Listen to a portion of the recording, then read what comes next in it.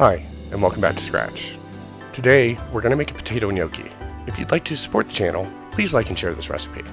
For this, we'll need 1 pound of Yukon Gold potatoes, 3/4 cups of flour, 3 tablespoons of olive oil, 3 teaspoons of salt divided, and 1/8 of a teaspoon of nutmeg.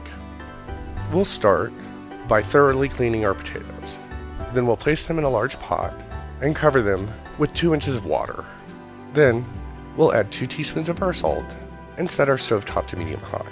We'll bring our potatoes to a boil and allow them to boil for 45 minutes to 1 hour. It's been an hour, so we'll check our potatoes for doneness. The potatoes should be soft to the touch. Our potatoes are done, so we'll go ahead and remove them from the water and set our stovetop to medium-low heat. After removing our potatoes from the water, we'll dry them with a paper towel. If you don't have a potato ricer, you'll want to peel and mash your potatoes by hand. Because I'm using a potato ricer, I'm not going to peel mine.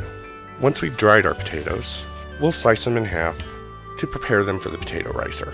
Then we'll rice our potatoes into a large bowl using the smallest ricer attachment.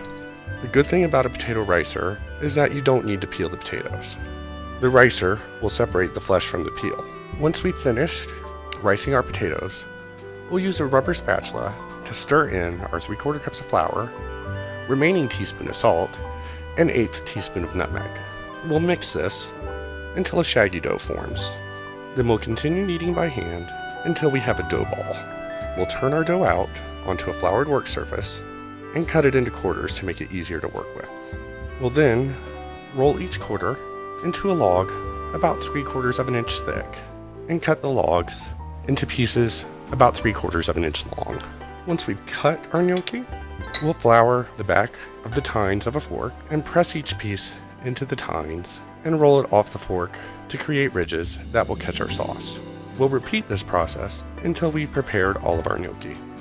Once we finish forming our gnocchi, we'll return our water to a boil over high heat. We'll add our gnocchi and allow the gnocchi to cook for 2 to 3 minutes, in batches if necessary.